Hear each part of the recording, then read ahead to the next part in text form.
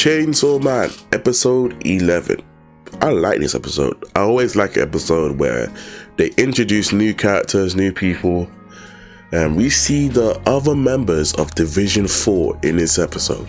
I'm Agent. Thank you so much for joining me. Like, comment, subscribe. And without further ado, let's get into it. We start off with Aki meeting the Eternity Devil. And the Eternity Devil, he comes out and he has this like form. It's very similar to, what's the thing called in Bleach? That's made of the Tres Bestia. That fig they can make from different parts of the body, you know? Yeah, it's similar to that. And it's very different to what I expected. It's like jumping around, being all jovial. It's saying like the future rules over and over and over again. It's very happy compared to other devils, right? And it asks Aki to join in, but you know Aki's the Sasuke of this anime. He doesn't really care. He's like, nah, I'm just here to make a deal with you. And the devil's like, yo, I don't like your attitude, you know. He says, fine, whatever. Put your head in my stomach. And the way it's designed is, it has a hole in its stomach with an eyeball right in the middle. That was the eyeball we saw in the last episode. And he says, this will show me your future. And depending on what I see on in your future, that's the conditions I will make for the deal. And so Aki, he's a bit hesitant, but he goes along with it. And the devil, he's just dancing around while he does it. He's just, yeah, having a good time, watching the future. Then he stops. Then he's like, oh, okay. He pushes Aki out and says, look. So the deal he comes up with is, look, I'm just gonna live in one of your eyes and I'll lend you some of my power. Because I've seen how you're gonna die. Because your death is gonna be lit, bro. I wanna be there, bro. And that's the deal. Aki says he doesn't care. As long as I get to kill my targets, I don't care how I die, okay? Because he does offer to tell him, but Aki's like, look, I don't care how it happens. As long as I get what I want in the end, who cares? Now, Aki's basically a suicide mission. He doesn't care how he ends up. He doesn't care where he goes, what happens to him. As long as he gets to kill those he wants to, okay? That's why I call him Sasuke. That was Sasuke's whole thing. As long as he gets strong enough to kill whoever, that was his whole thing. Now we switch over to the teacher. We learn his name later on, but for now it's the teacher. And he just finished a training session with Denji and Power. And he's impressed. He's still beating him up, don't get me wrong. He's still doing what he's doing. But he is impressed with the progress they made. He's so impressed that he said that, you know what? We're going to reduce the training sessions to once a week now. So well done, you guys. And he shares his one bit of advice. He says, try to keep calm and collected, even in the moments where you're doing good. And remember what tools you have, because it'll be very important. That's just very nice advice. It's very good of him. You see that a lot in other animes. Just keep calm and collected and you'll make it through. He tells them that tomorrow we're going to try a live combat, because the whole of the division is going to go after the Snake Girl and Katana Man. So Sawatari and yeah. And he says it's do or die, because if we fail, they will close the division and I'm going to actually have to kill both of you. Sorry. But Denji, he doesn't really care. He says, look, if it comes down to it, I'll let you live, because I'm feeling stronger and I might actually have a shot of getting with Makima. We all know he wants the cheeks. He's gunning for the cheeks. And so this training, he feels like he's gotten stronger.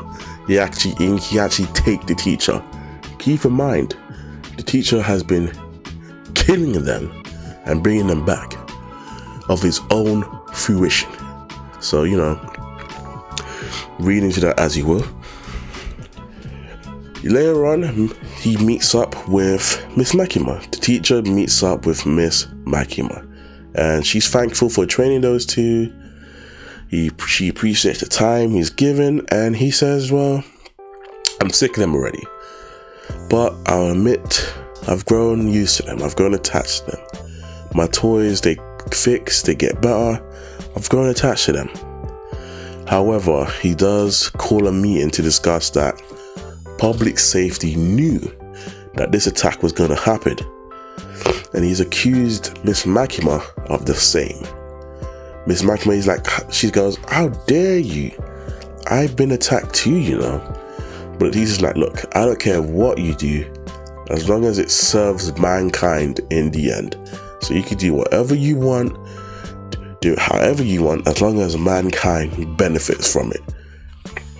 And Ms Makima, she goes into this speech how I want to stop the devils, I want to help protect people, reduce the number of attacks, and just be better off for mankind. But the teacher's like, nope, you're lying. So it's an interesting relationship between the two. We have this like powerful devil hunter, the strongest they have apparently, and we have Ms Makima, this dangerous force who's now like acting for her own goals, to the point where even he's realizing, okay, something's up and I have to keep my eye on you. So it's an interesting relationship. We don't know how long he's noticed this. We don't know how long he's been there for. We don't know how long she's been there for, but it's interesting to see that there's people outside viewing in to see, okay, Ms Makima's doing something. So we go to this building in Japan where Katana Man and Sawatari are holding up with a group of thugs, and they mentioned that the boss is on the move and he's being moved to a private location. So we have confirmation that they're working for someone higher. We don't know who, but we know that there's someone above them.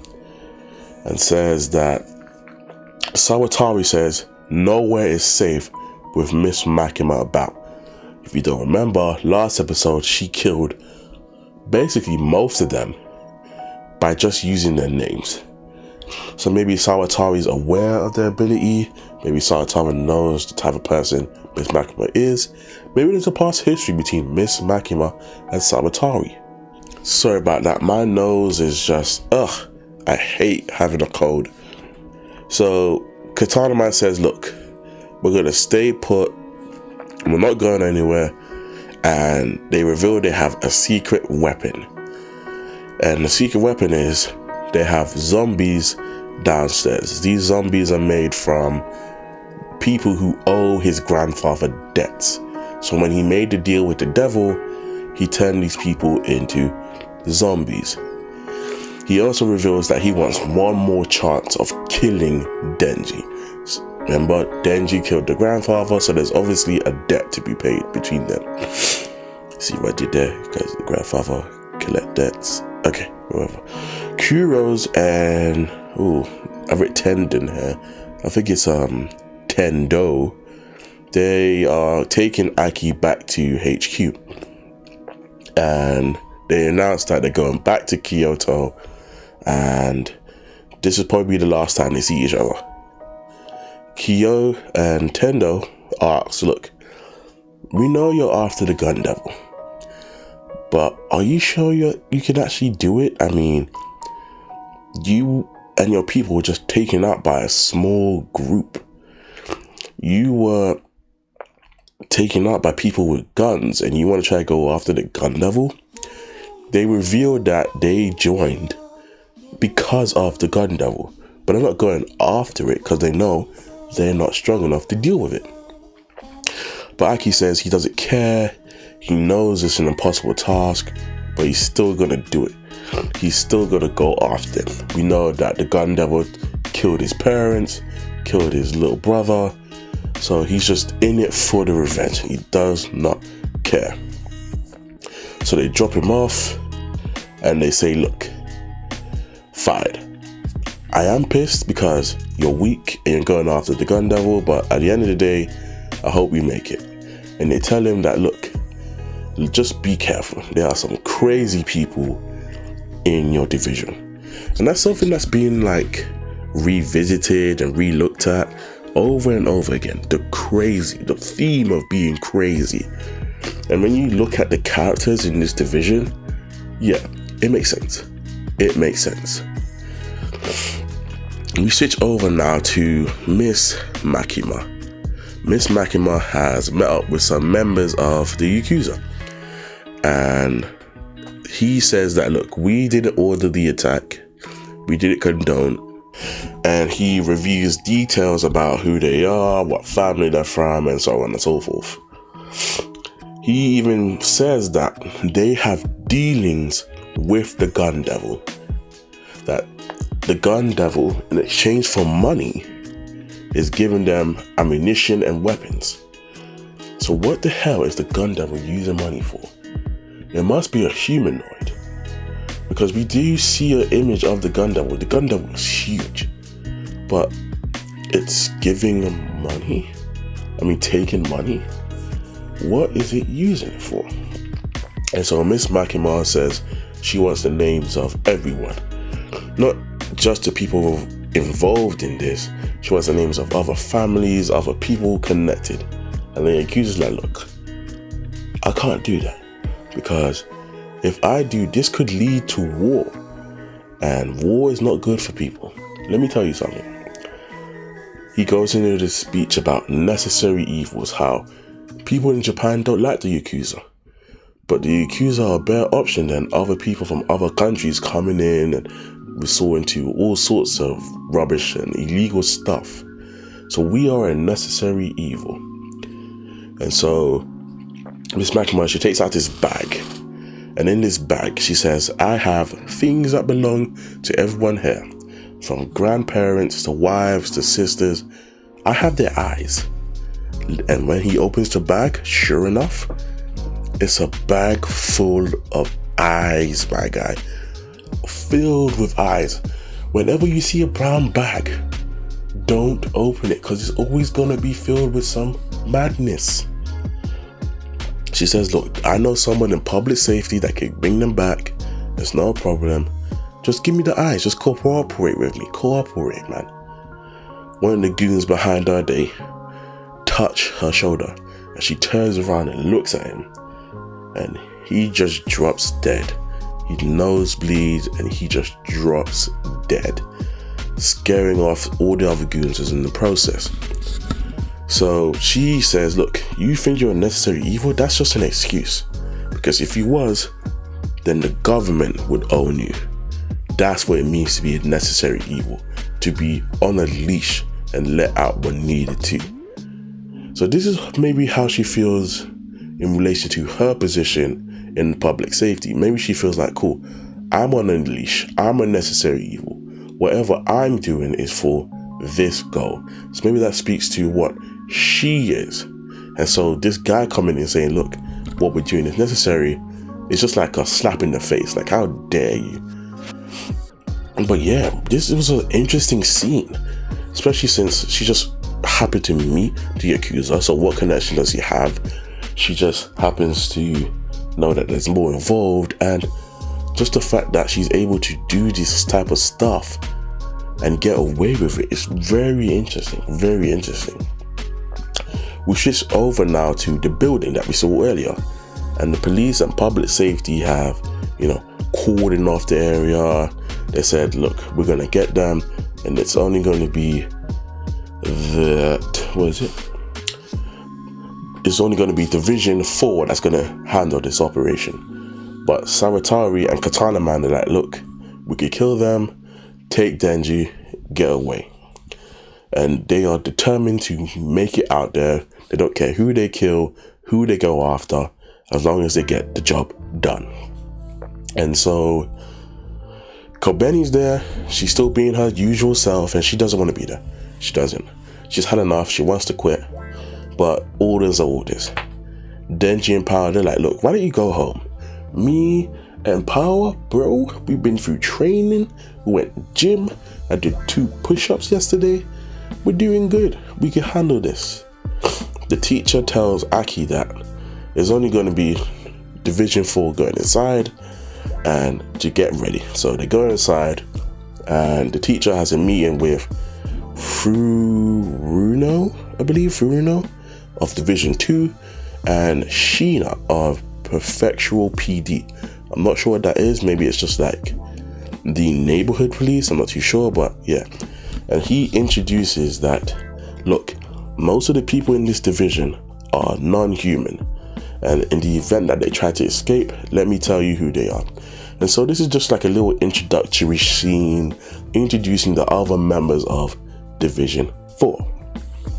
We have a shark fiend that can swim in any surface as well as transform into his devil form for just a little bit. And he's like hyper, he's just going in, eating zombies, enjoying himself, you know? He nearly bites one, but it punches him, and it's revealed that this is another fiend, a violence fiend. He apologizes for punching him, and this violent fiend is said to have retained some of its strength in this fiend form, because as you know, once a devil possesses a body, the devil loses some of its strength, but it seems to have, you know, retained some of its strength. It's just going punching zombies left and right, like exploding in body parts, punching off heads, bodies, you know, the usual. And so it turns to this like girl just standing there, and it's like, look, you need to run, you shouldn't be down here. When the girl turns around, he's like, oh, you're a devil. It's the spider devil, and it's said to be friendly, but it can summon like spider legs over its lower half, which is just, oh, no thank you. Nope. Don't want that. No. And so it's just going around cutting up zombies with its layers, chopping them up. And then we get introduced to an angel devil, which is weird. Who's scared of angels? Devils are made of things that scare people. Who's scared of angels? And she is indifferent to humans. She doesn't really care, she's not negative to them. But if you do get touched by her, your lifespan gets reduced. And so Aki and Denji are there, they're chopping up zombies, and the angel asks for a handkerchief. And when Aki, you know, gives a handkerchief, we get this lovely scene of them two meeting, but then in the background we have the fiends just chopping it up, punching, killing, chopping up, slicing, just going ham in the background. It's a great scene. And the angel asks, aren't you scared? You know, I could reduce a lifespan by me touching you. And Aki's like, look, I don't really care. As long as we don't make physical contact, it's fine. And so a goon appears shooting. He's just, you know, shooting from nowhere, trying to hit shots, trying to, you know, attack. And she uses his wings to block it, because apparently the wings are like bulletproof. And Aki knocks him out. Aki tells the angel, look, take him upstairs, let's get him away from here. And the angel's like, fine. I don't want to fight anyway, I'd rather not be here. Aki tells Denji and Power, look, let them deal with the zombies, we'll go up and take care of Saratari and Katana Man. They split up, they take different floors, and Aki, he runs into some goons, he takes one out, but the others, they drop dead. They're just like, ugh. They drop dead. That's the sound they make. Trust me. They just drop, and we all know it's Ms Makima. He continues into this corridor where he comes face to face with Saratari. He tries to ask her to surrender, but she says snake spit out, and it actually summons the ghost devil, because if you remember, the snake devil ate the ghost devil. And so maybe if the snake devil eats another devil, Saratari has control over it, maybe? I'm not too sure. because she does, you know, she controls the ghost devil. She tells him, look, go kill Aki, and it does. So it must have something to do with that. Aki, props to him, he defends himself. He's chopping off limbs, dodging, blocking, moving, just outpacing the ghost devil. He just defending himself correctly. And it turns out it's the power of the eternity devil. It says that you can see a little bit into the future, just a little bit, but the rest is up to you. You're still human. And unfortunately, the ghost devil does end up capturing Aki, and Sabatari orders the devil to choke Aki to death. And that's the last scene of the anime. We just see Aki struggling for air. It was a good episode. I love the way they introduced the characters.